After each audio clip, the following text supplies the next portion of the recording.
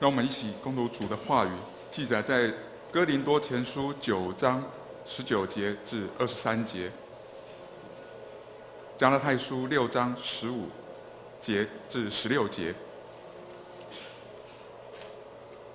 我虽是自由的，无人辖制，然而我甘心做了众人的仆人，为要多得人。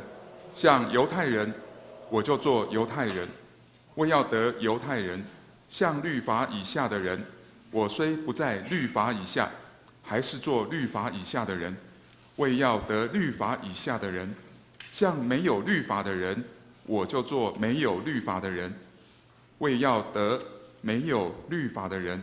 其实我在神面前不是没有律法，在基督面前正在律法之下。像软弱的人，我就做软弱的人，为要得软弱的人；像什么样的人，我就做什么样的人。无论如何，总要救些人。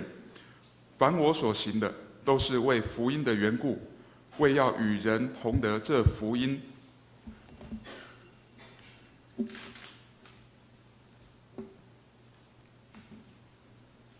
加拉太书6章15到16节，受割礼不受割礼都无关紧要，紧要的就是做新造的人。凡照比例而行的，愿平安怜悯加给他们和神的以色列民。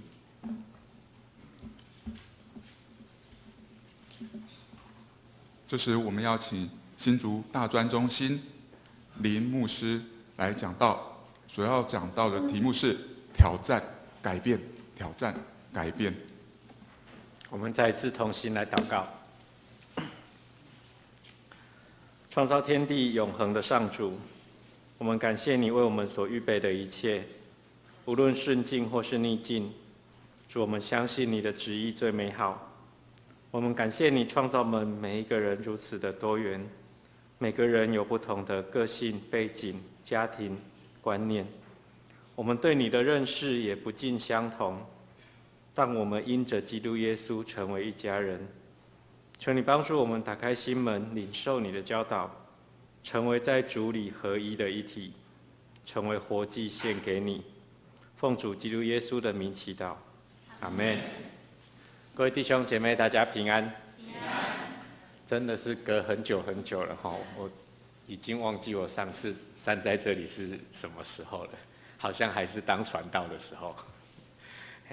那今天很高兴有这样的机会能够在这边跟大家分享。那今天我们要从保罗在生命里面遇到的挑战，然后一直到他生命的改变，我们来思考到底基督教信仰耶稣基督对我们生命的挑战是什么。然后今天前面在那个唱诗歌敬拜的时候，我一直在想说，是不是我今天要讲的东西已经被知道了哈？怎么会挑歌挑得这么刚好？好，就是我们的生命要怎么样去更新跟变化这样子。那《使徒行传》里面有记载关于保罗，他一开始我们知道保罗原来叫扫罗，然后他一开始是在做什么事？就是抓基督徒嘛，哈。那他在往大马色的途中呢，他怎么样跟基督复活的基督相遇？然后他从本来是一个在迫害基督徒的一个犹太教的青年，成为一个传扬基督复活福音的使者。那保罗的身家背景，我们可以在这个《使徒行传》22章第3节那里找得到哈，就是保罗他自述说他自己是一个犹太人，然后呢在基利家的大树出生，在耶路撒冷长大，然后在加玛列的门下，好，加玛列是一个法利赛人的教师。然后在那里按着祖宗严谨的律法受教，热心的侍奉上帝。好，那在使徒行传23章第6节的时候，他面对犹太公会的审问的时候，他也辩驳说：“我是法利赛人。”好，那时候他已经信耶稣复活了，但是他还是告诉他们说：“我是法利赛人，是法利赛人的子孙。我现在受审，是为了有关死人复活的盼望。”好，那我们从保罗他自己自述的背景里面，我们就可以发现，保罗相信耶稣复活，可是保罗的宗教有没有改变呢？他所信仰的宗教有没有改变？他仍然是犹太教里面相信弥赛亚复活的一个法利赛人犹太教徒。好，那特别是保罗他还在世，就是我们初代教会刚有雏形的那个时代。事实上，基督教还没有出现，但是基督信仰它是挂在犹太教里面的一个小派别。好，然后一直到就是信耶稣的人，其实大部分也都还是犹太人。好，那我们也不要忘记说，耶稣呢，耶稣他在世的时候是什么人？犹太人，对不对？好，那耶稣也遵守什么？犹太的律法，对不对？然后耶稣重新诠释犹太的律法。好，所以如果我们以人的角度来看的时候，其实耶稣应该算是一个活出犹太律法精髓的犹太教徒。好，那在这里我们遇到第一个现实的挑战，就是我们知道耶稣是基督。好，耶稣不是基督徒，耶稣是基督。好，那保罗所信的宗教应该还是犹太教，只是后来经过历史的变迁之后，基督教慢慢的从犹太教里面分别出来，然后成为一个跟犹太教截然不同的宗教。但是这件事情的发生，离保罗过世也已经有很长一段时间。所以也许我们可以说，保罗他还是一个犹太教徒，不是一个基督教徒。那这样的现实在告诉我们什么呢？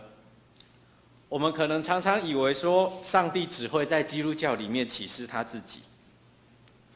好，但是我们不要忘记，基督教对上帝的认识是从犹太教的启示里面而来。所以为什么我们也必须要读旧约？事实上，旧约是犹太教的经典。好，那我们也是从这些经典当中去看见上帝的启示。好，也就是说，上帝的启示事实上并不会受到宗教或者律法的限制。好，我认为在这个世上，所有上帝所创造的一切，都是上帝可以拿来启示他自己的器皿。好，所以我认为我们第一个必须要改变的就是，我们必须要把我们的上帝想大。好，什么叫想大呢？就是我们不要再把上帝只是关在基督教或者是圣经里面。好，事实上，说实在话，上帝也不会被我们关起来啦。我们会关起来的只是我们自己，然后我们会把上帝的启示关在我们的有限之外。好，那所以接下来我们就看到保罗他遇到的第二个挑战是什么？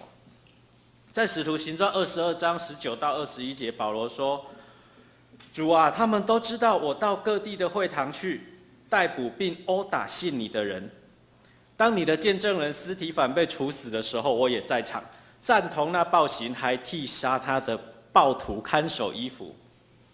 然后主就对他说：去吧，我要差你到远方，到外邦人那里去。”你知道，对一个法利赛人来讲，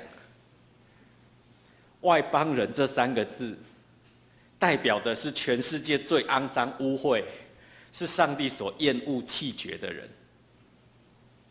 好，是绝对不可以接触的敌人。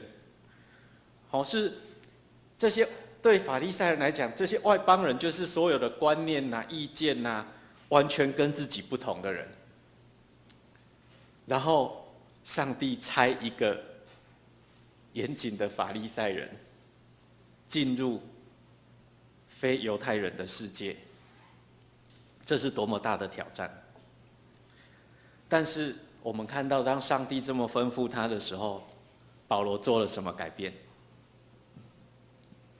当上帝差他进入到非犹太人的人群当中的时候，保罗发现到，原来不同的文化、不同的种族、宗教意见的人，竟然也都是上帝所深爱的人。原来上帝不是只有爱礼仪上洁净的法利赛人，也不仅仅爱着犹太人。保罗体会到，原来上帝也爱他们的敌人。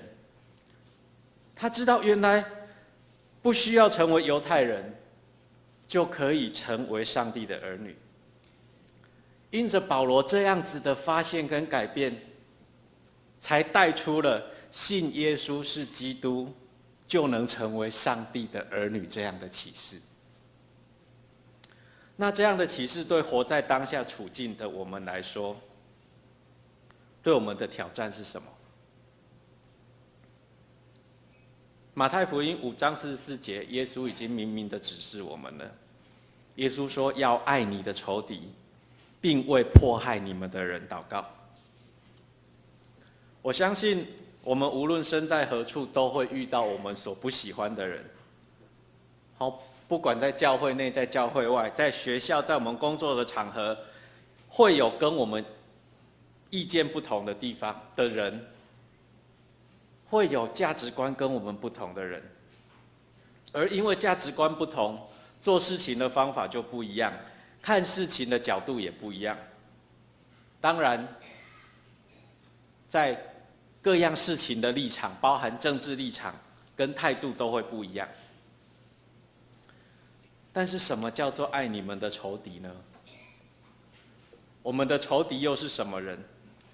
在这里我们分2个部分来探讨。第一个是爱你们的仇敌。我认为爱仇敌并不是满足仇敌的要求，反而是要去深究仇敌的需要是什么，然后照着我们的能力来回应仇敌的需要。不过，事实上要了解别人真的很不简单，所以耶稣交代我们说，要为迫害你们的人祷告。我们祷告，我们祈求，并不是跟上帝说：“上帝啊，你去改变那个人。”不是求上帝改变仇敌。我们知道我们的上帝是无所不知的上帝，所以在祈祷中，是求上帝对我们启示对方的需要是什么，我们才有办法照着对方的需要来给予回应。好，所以爱仇敌有一个说法，就是照着对方应得的回应给予回应。好，那第2个部分我们要探讨的是，那我们的仇敌到底是谁？这里同样要分成2个部分来说。仇敌第一个部分当然就是我们以外的，好，就是意见啦、价值观啦、方法啦、立场啦等等跟我们不一样的。那这个部分可能很清楚，我不用再多做解释。那除了我们自己本身以外，还有谁会是我们的仇敌？没有错，我听到有人说就是我们自己。那可能有人会觉得很奇怪，说：“牧师，你是不是在开玩笑？我怎么可能会敌对我自己？”好，可能有人会这样子想。我举例说明，这些经验可能我们也都经历过。明明我应该要控制我的脾气，可是明明不应该一生气就乱讲话，可是反正我就是讲了嘛。好，然后呢，我知道我要运动，可是我就懒。好，我知道我要控制我的饮食，我不应该喝饮料，然后不要吃甜食，不要吃炸物，然后肥肉啦、卤肉啦，都应该要进口。可是就是受不了啊，怎么办？好，那我知道要说造就人的话，可是有时候这个嘴就是管不住。我讲话如果不酸人家一下，我就觉得这样浑身都不舒服，这样子。好，那保罗说：“我所愿意的善，我反不做；我所不愿意的恶，我倒去做。”好，那于是我们就会出现了，比如说忧愁啦、嫉妒啦、苦毒、敏感、自责、自卑、指责、骄傲、埋怨、说谎、没有目标等等的行为，会出现在我们自己的生命当中。那说认真的，其实我们要面对外在的仇敌还比较容易一点，因为我们总是看得到别人眼中的刺，可是我们很难去承认、发现自己眼中的梁木。尤其当我们要面对我们自己生命的软弱的时候，我们必须常常在祈祷中求上帝引导我们，帮助我们去看见那些在我们生命经验里面，我们以为我们忘记了，或者我们自以为它不会再影响我们的现在生活的那些过去的伤害。那我们也必须明白说，转头不去看伤口，那个伤口不会自己好起来。正面真实的去面对伤害的时候，上帝的医治才会在那个地方出现。好，那只有当我们学习到用真实的爱来爱自己的时候，我们才有办法去做到耶稣所说的爱人如己。所以面对第二个挑战，我们必须要进行的改变就是勇敢的面对过去的伤害，为自己祈祷。公报社有在卖一本50块，好，它是一本我们101里面的其中一个系列的一本书，为自己祈祷，面对自己生命的伤害。然后我们求上帝给我们勇气跟能力，让我们勇敢的去面对现实，求上帝施下医治，让我们的生命得到重生。当我们体会到上帝竟然连这么不堪、这么不值得爱的我都爱了，当我们体会到上帝的恩典那么大的时候，我们会发现到另外一个改变，它同时发生，就是我们竟然得到了爱仇敌的能力，因为我们已经体会到，原来所有一切的创造都是上帝所爱的。如果连我这么不堪的人都爱了，我还有什么资格不去爱别人？那当我们开始有能力去爱别人如同自己的时候，第三个挑战接着会出现，就是我们今天所读的经文。保罗说，像犹太人我就做犹太人，像律法以下的人就做律法以下的人，像没有律法的人就做没有律法的人，像软弱的我就做软弱的，像什么样的人我就做什么样的人，无论如何总要救些人。前面看起来很没有原则，对不对？墙头草骑墙派的，好，但是这么做的目的是什么？无论如何总要救些人。好，那简单的一句英文来讲，就是 "Put yourself into others' shoes"。好，翻译出来叫做把你的脚放进别人的鞋子里面。好，不是去感受他的脚有多臭。意思是什么？将心比心。好，那如果有人告诉你说我爱你，但是呢，他却不愿意花时间去认识、了解、听你的心声，我们可以断然的拒绝这样的爱，因为这样子的爱是虚假的。所以我们爱自己的时候，如果你不愿意花时间去倾听、去了解你自己内在的情绪感受的时候，你也要拒绝自己对这样子的爱，那是虚假的。所以话再说回来呢，其实爱仇敌，我们的仇敌其实对象不是人，我们的仇敌是那个生命的伤害，不管是对自己或是对别人。我们想想看，为什么会激怒别人？为什么会碰触到别人的情绪？因为他生命中曾经有伤害。那我们用自身的比喻来讲，你如果哪里受伤了，或者是，应该每个人都有那个，台语叫天腿吼，中文不知道怎么讲，乳酸堆积，会痛，对不对？碰到就会痛。如果有人故意去碰你，你会怎样？就反击嘛，就捶下去嘛。我们身上痛的地方被人家碰到的时候，我们一定会反击。所以当别人对我们有情绪反应的时候，当然是因为我们去碰到他生命中的痛处。所以我们其实要面对的不是这一个人对我们的反击，而是我们要了解到底他哪里痛被我们碰到了，我们能够帮他的需要就是耶稣的洁净跟医治。洁净是清理伤口嘛，医治就是擦药。所以我们的仇敌其实说起来自己跟别人以外，但是回到终点就是一个，就是生命的伤害。那我们看到在保罗的身上，我们看到他虽然是一个犹太人，但是为了非犹太人不需要行割礼这件事情呢，你们知道保罗曾经在加拉太书5章12节说一句很重的话，他说：“恨不得那扰乱你们的把自己割绝了。”割绝了是什么意思？意思就是说，保罗说，如果他们那么爱割的话，就把自己阉割掉算了。那可是保罗在使徒行传16章第3节记载说，保罗怎么样？他为提摩太行割礼。提摩太的父亲虽然是希腊人，但母亲是犹太人。那保罗呢？他的血统就算是犹太人。